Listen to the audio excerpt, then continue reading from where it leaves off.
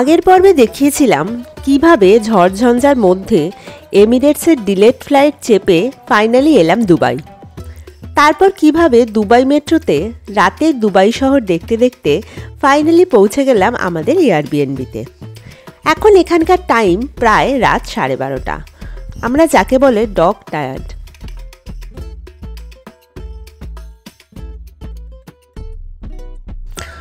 তাও 29 তলার ওপরে এই ঘর দেখে আমরা তো জাস্ট ফিদা।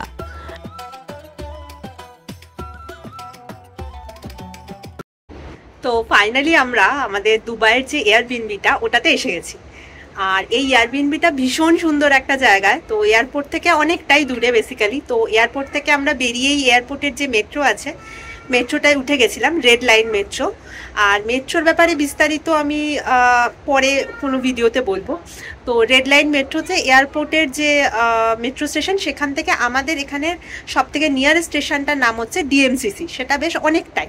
তো ডিএমসিসি স্টেশনে নেবে ওখান থেকে 10 মিনিট মতো হেঁটে এই বাড়িটা মানে এই বাড়ি তো মানে যাই হোক অ্যাপার্টমেন্ট। তো এটার নাম হচ্ছে লেক সাইড রেসিডেন্স। এখানের একটা টাওয়ারে আমরা হচ্ছে 29th ফ্লোরে আমাদের এই এখনকার এয়ারবিএনবিটা। তো I am so much excited, খুব ভালো লাগছে যে মানে এই পেছন থেকে একটা চরম ভিউ আছে। মানে রাত্রির বেলা তো আলাদাই রকম লাগছে, সকালবেলা আরও আলাদা রকম লাগবে। তো সকালে আমরা আরও ভালো করে দেখব। এখন জাস্ট এসে ঢুকলাম এখানে, প্রায় রাত 12টা 12:30 মতো বাজে এদের টাইমে। আমাদের ইন্ডিয়াতে তো আরও একটু রাত হয়ে গেছে। তো আমরা যেহেতু ডিনার মোটামুটি এমিরেটসে করেই এসেছিলাম, তো আমরা এবারে শুয়ে পড়বো। তারপরে কাল সকালে আবার দেখবো এখান থেকে কিরাম ভিউ। তো আমার এখানে এসে মানে স্পেশালি রেটটা একটু বেশি, যেহেতু আমরা 4 জন প্লাস একজন বাচ্চা, 5 জন এসেছি। তো 2টো রুম আছে। রুম রেটটা আমি বলে দেবো আমাদের কতটা মতো পড়েছে। বাট তাও এই ভিউ মানে ভীষণই মানে আমার একদম ঠিকঠাক লেগেছে, মানে ইটস ওয়ার্থ ইট। রাতের এই ঝাঁচকচকে শহর দেখতে দেখতে এবার সোজা ঘুম। সকালবেলা ঘুম ভাঙতেই দেখি আকাশে সূর্যোদয়ের লাল কমলা রঙের খেলা। যাই হোক, এবার দিয়ে দিই আমাদের অ্যাপার্টমেন্টের একটা ছোট্ট ট্যুর। এই অ্যাপার্টমেন্ট 4 নাইটসের জন্য বুক করেছিলাম আমরা এয়ারবিএনবি থেকে। জুমেরা লেক টাওয়ারের টাওয়ার এতে এই ফ্ল্যাটটি।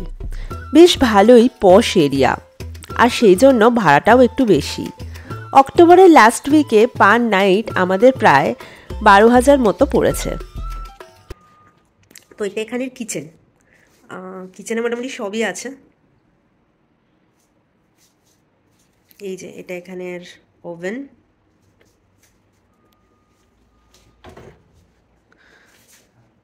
এরকম ব্যাপার। আর এই যে এখানে জুসার আছে, এখানে মাইক্রোওয়েভ আছে, এখানে কফি মেশিন বানানোর যে মেশিনটা, চা কফি বানানোর ওটা আছে। এবার এদিকে সমস্ত রকম রান্না করতে যা যা লাগে, চামচ টামচ এগুলো সব আছে। দেখি এখানে কি আছে। এখানেও কিছু জিনিসপত্র আছে, এখানেও আছে। আমরা সত্যি এই হাই রাইজে থাকবো উইথ এই ভিউ, সেই জন্যই কিন্তু এটা বুক করেছিলাম। না হলে আরও কম রেঞ্জে নানা রকম ফ্ল্যাট অ্যাভেলেবেল ছিল। হোয়াটসঅ্যাপের ইনস্ট্রাকশন দেখে সেলফ চেক ইন করেই ঢুকে গেছিলাম আমরা এখানে। অবশ্য আগে পাসপোর্টের কপি পাঠিয়ে দিয়েছিলাম। সে ফ্রিজ আছে, ফ্রিজে কিছু নেই, আমরা আপাতত কালকেই জাস্ট রাতে এসেছি, তো সেরকম কিছু নেই। আর এখানে ওয়াশিং মেশিন আছে। আর এই দিকটা হচ্ছে মানে জাস্ট ঢুকেই এটা এন্ট্রান্স, আর এদিকে জাস্ট ঢুকেই হচ্ছে সামনে যে একটা কমন ওয়াশরুম আছে সেটা। এটা ছোট বেসিক্যালি, বাট ঘরের সাথে লাগোয়া ওয়াশরুম সবগুলোই বেশ বড় বড়। আর এই পার্টটা হচ্ছে একটা বসার জায়গা। এই যে এদিকে এরকম একটা টেবিল আর 4টে চেয়ার আছে। এখান থেকে কিন্তু ভীষণ সুন্দর ভিউ। আর এখানেও চারপাশে এই দিকটা পুরো কাঁচের। এখানে 29 তলা, অ্যাকচুয়ালি 29 তলা না, 29th ফ্লোর। যাই হোক, ওখান থেকে ভিউ তো খুবই ভালো আছে অবভিয়াসলি। আর এইটা হচ্ছে এখানে বসে আপনি টিভি দেখতে পারবেন। টিভি তো আমরা দেখবো না, এখান থেকে ভিউটা একবার তাও দেখিয়ে দিই। এই যে এরকম ভিউ, লম্বা লম্বা বাড়ি। আর এপাশে হচ্ছে এই কমন স্পেসটা থেকে বেরোবার জন্য একটা ব্যালকনি আছে। এই যে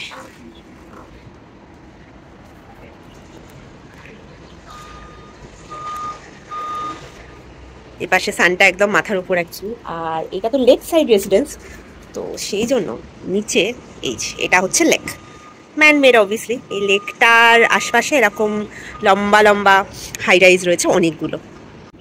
এবার এই পাশ থেকে ঢুকলে এরকম মোটামুটি, আর আমাদের মাস্টার বেডরুম যেটা সেটা হচ্ছে এইটা। বেডরুমের অবস্থা ভালো না, আমরা এসে অলরেডি রাত্রির বেলায় শুয়েছিলাম, ফলে খরদর একটু অগোছালো, সরি ফর দ্যাট। আর এই এদিকে টেবিল আছে একটা, চেয়ার আছে একটা, আর এরকম ভিউ।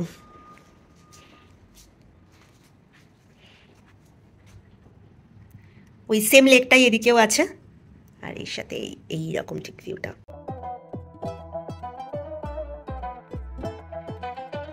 এটা সেকেন্ড রুমটা। এই রুমটারও এই দিকটা ফুললি গ্লাসের, আর ওই সেম ব্যালকনির মতোই ভিউ। এটা ওয়াশরুম, সব কিছুই রয়েছে দুটো ওয়াশরুমে, ইভেন বাথটাবও। এই যে এই টাওয়ারটাতেই রয়েছি আমরা।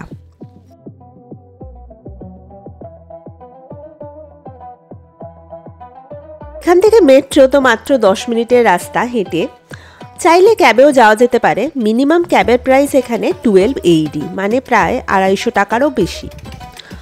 আমরা সেটা আর খরচ না করে 10 মিনিট হেঁটেই চললাম মেট্রো স্টেশনের দিকে। আজকে আমাদের ডে 2 শুরু হয়ে গেছে অলরেডি, তো আমরা বেরিয়ে পড়েছি এই যে রাস্তায়। আমাদের যে এয়ারবিএনবিটা ওখান থেকে 10 মিনিট গেলে ডিএমসিসি মেট্রোটা, তো ওটার দিকেই যাচ্ছি, তো প্রায় এসে গেছি।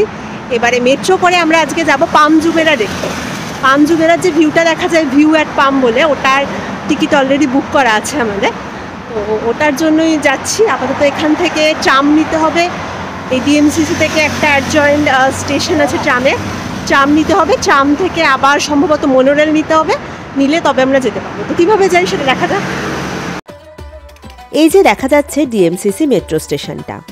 এই রেড লাইন মেট্রোতে মোটামুটি 4-5 মিনিট অন্তর অন্তরই ট্রেন চলে। আর যদিও আমরা মেট্রোতে যাব না, এই সেম স্টেশনের মধ্যে দিয়েই চলে যেতে হবে অ্যাডজয়নিং ট্রাম স্টেশনে, যার নাম জুমেরা লেক টাওয়ার্স।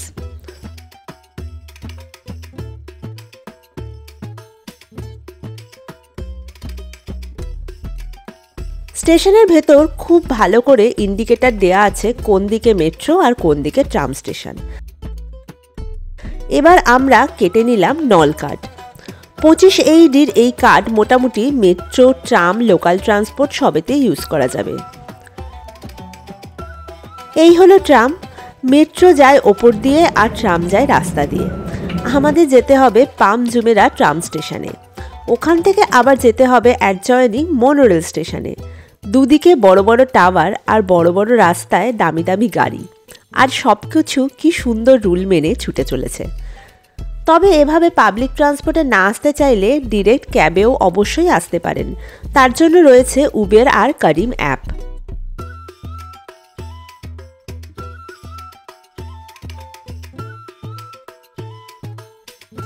এসে গেলাম পাম জুমেরা ট্রাম স্টেশনে। দেখতে পেয়ে গেলাম মনোরেলের স্টেশনে যাবার ইন্ডিকেটর। এই ফুটব্রিজটা দিয়েই হেঁটে যেতে হবে।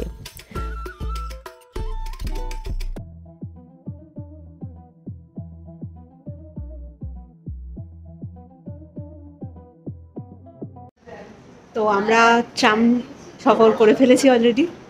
ট্রাম স্টেশন থেকে একটু জাস্ট হাঁটতে হবে, একটা ফুটব্রিজ আছে, তো ওটা দিয়ে গিয়ে আমরা এখন মনোরেলের দিকে যাচ্ছি। আর আমরা এর আগে নলকাট কিনে নিয়েছি, তো মনোরেলে হয়তো নলকাটটা অ্যাপ্লিকেবল কিনা আমি ঠিক জানি না, কিন্তু ওটাতে জাস্ট 19 AED ব্যালেন্স। হাঁটা বেসিক্যালি অনেকটা, কিন্তু হাঁটতে কষ্ট হবে না, কারণ পুরোটাই মোটামুটি ভেতর দিয়ে ইনডোরে, তো রোদ লাগছে না, যদিও বাইরে প্রচুর গরম।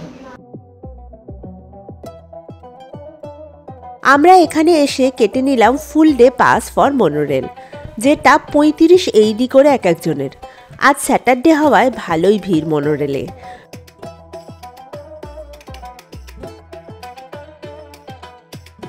সমুদ্রের ওপর তৈরি হওয়া পাম জুমেরার পামের শির বরাবর চলে যাব এই মনোরেলে। এই যে মনোরেল থেকে নিচের দৃশ্য। আমরা নামবো সেকেন্ড স্টেশন নাখিল মলে। এই নাখিল মলের ভেতর দিয়ে যেতে হয় ভিউ অ্যাট পামে, যেটা একটা বড় টাওয়ার। এটা একটা 360 ডিগ্রি অবজারভেশন ডেক। এর ওপরে উঠে দেখতে হবে নিচে পুরো পামটার ভিউ। আমাদের খিদে পেয়ে যাওয়ায় চলে এলাম এখানকার ম্যাকডোনাল্ডে লাঞ্চ করতে। এখানকার ম্যাকডিতে কিন্তু অনেক বেশি অপশন ইন্ডিয়ার চেয়ে। আমরা একটা গ্র্যান্ড চিকেন আর একটা মাশরুম চিকেন ম্যাক বার্গার নিয়েছিলাম, মোটামুটি 25 AD করে এক একটা। টেস্ট ইন্ডিয়ার থেকে ভালো অবশ্যই, কিন্তু দামটাও বেশি।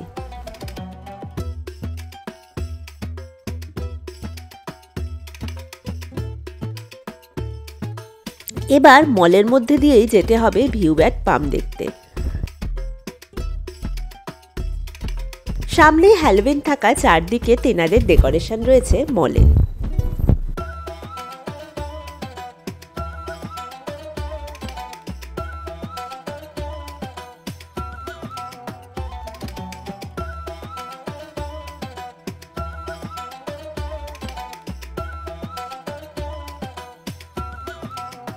এবার নাখিল মল থেকে বেরিয়ে এই যে এটা হলো দ্য ভিউ অ্যাট পাম।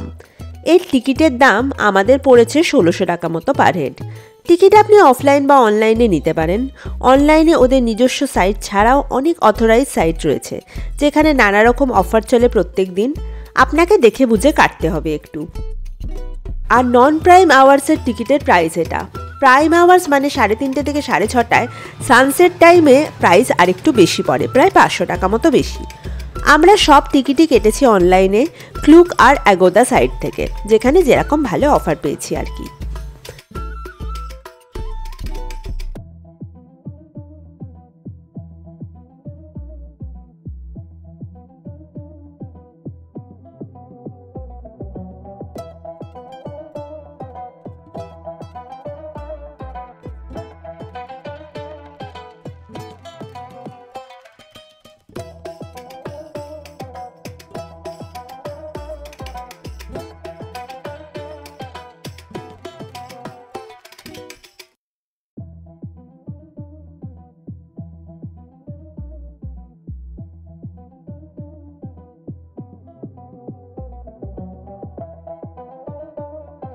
এখানে খুব সুন্দরভাবে বুঝিয়ে বলবে কিভাবে তৈরি হলো এই পাম জুমেরাটা।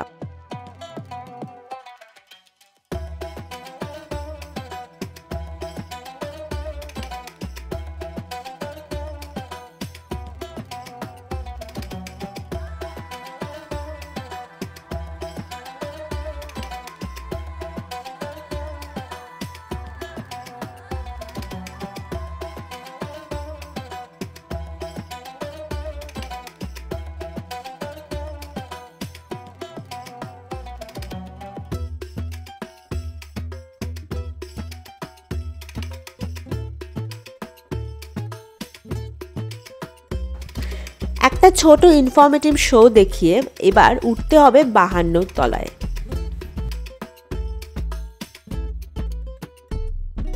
ফাইনালি লিফটে করে চলে এলাম ওপরে। এরকম একদিকটা পুরো কাঁচের তৈরি অবজারভেশন ডেক।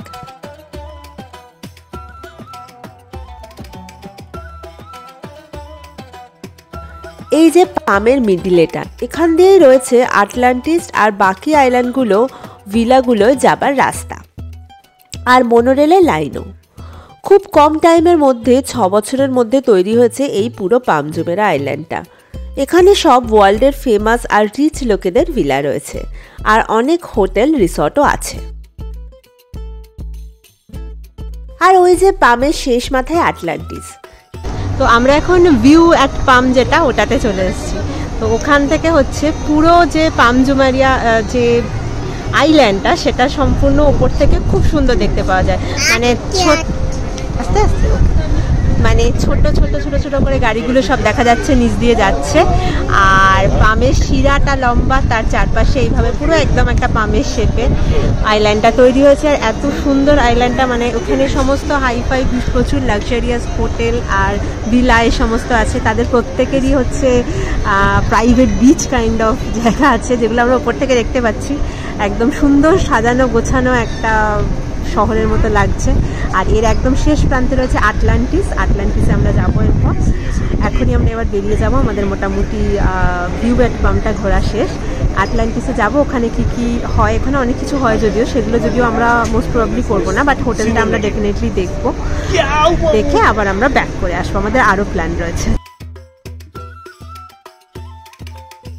এখানে সব জায়গাতেই এরকম ফটোগ্রাফার্সরা আছে। এটা ছবি তুলে প্রিন্ট করে দিয়ে দেবে 100 বা 150 AEDর বিনিময়ে।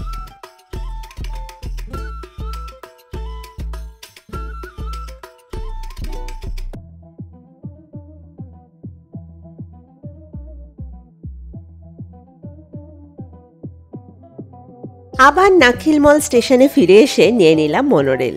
যাব শেষ প্রান্তে আটলান্টিস আর মেরিন ড্রাইভ দেখতে।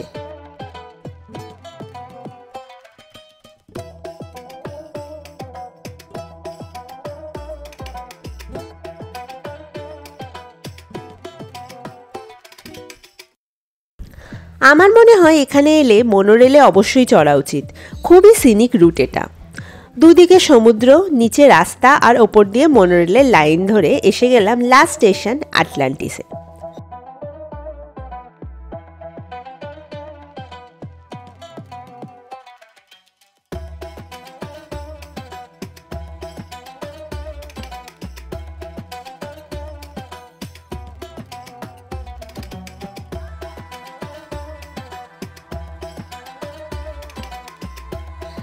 স্টেশন থেকে নেমে একটু হেঁটেই ঢুকে যাব আটলান্টিসের ভেতর। আটলান্টিস একটা বিশাল হাইফাই 5 স্টার হোটেল এখানকার। এর ভেতরে রয়েছে অ্যাকোয়াভেঞ্চার ওয়াটার পার্ক আর লস্ট চেম্বার্স অ্যাকোরিয়াম। চাইলে এগুলোও বুক করে নিতে পারেন আপনারা, তবে তার জন্য হাতে আরও বেশি টাইম চাই। আমরা আপাতত আটলান্টিসের নিচে যে মলটা আছে ওটা দেখব।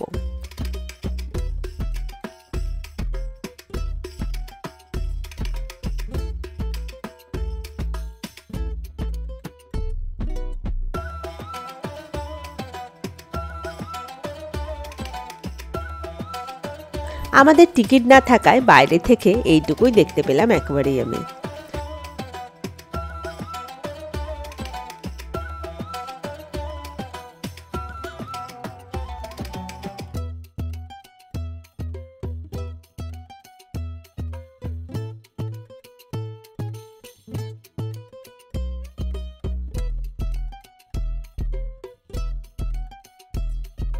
দুবাইতে মলের আর দোকানের কোনো কমতি নেই। একদম সানসেট টাইমে বেরিয়ে এলাম। মেরিন ড্রাইভ ধরে হেঁটে এবার সানসেট উপভোগ করব আমরা।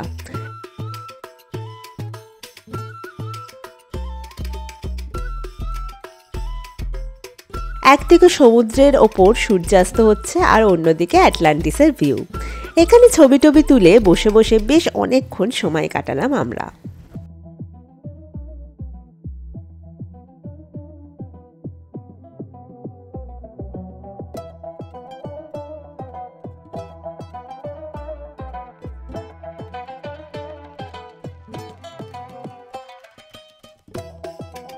এখানেই দিনটা শেষ হলে একটু কম হেক্টিক হতো আর কি।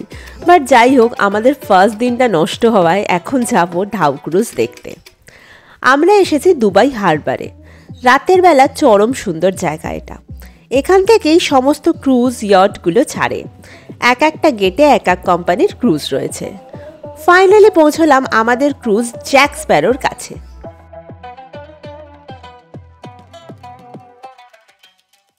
এই ক্রুজগুলোয় 2 রকমের সিটিং আছে, নিচেটা এসি আর ওপরটা রুফটপ। আমাদের দেরি হয়ে যাওয়ায় রুফটপে আর জায়গা ছিল না, তাই আগে আগে চলে এসে পছন্দ মতো জায়গা নিয়ে নেবেন। কিন্তু ক্লুক থেকে টিকিট কেটেছিলাম আমরা এখানকার। পার হেড 2300 মতো পড়েছিল উইথ বুফে ডিনার। 8:30টায় শুরু হলো ক্রুজ। তবে নিচে বসলেও ওপরে উঠে ভিউ দেখতে কিন্তু কোনো অসুবিধা নেই। ওপর থেকে খুব সুন্দর ভিউ, ক্রুজ চলছে, হাওয়া দিচ্ছে, আর চারদিকে আলোকমালায় সজ্জিত শহর আর উঁচু উঁচু বাড়ি। এই প্যাকেজে বুফে ডিনার অ্যাডেড। মেনুতে ছিল 2-3 রকমের salad, soup, sauteed veggies, tandoori chicken, veg spring roll, potato veg, white sauce pasta, Arabian naan, পোলাও, bake lemon fish, butter chicken, আর ডেজার্টে দারসান আর গোলাপ জামুন, আর সাথে আনলিমিটেড কোল্ড ড্রিঙ্কস। খাবারের কোয়ালিটিও বেশ ভালো ছিল, আমাদের ভালোই লেগেছে। এবারে শুরু হয়েছে আরবি তানোরা শো। 15 মিনিটের শোটা বেশ এনজয়েবল ছিল, কিন্তু এটাও ভালো লেগেছে বেশ আমাদের।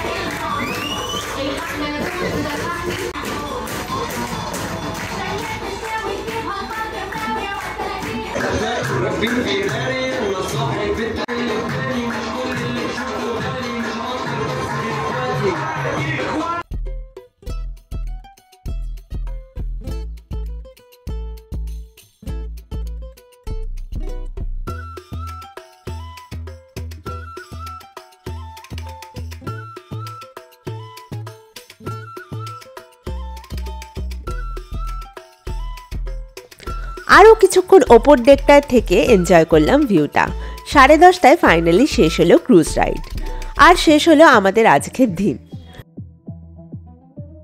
কেমন লাগছে দুবাই সিরিজ কমেন্টে জানাবেন অবশ্যই। আর নেক্সট দিনগুলোয় কোথায় কোথায় গেলাম, কি কি দেখলাম, খেলাম, সেগুলো সব ডিটেলস থাকবে নেক্সট ভিডিওতে। So stay tuned.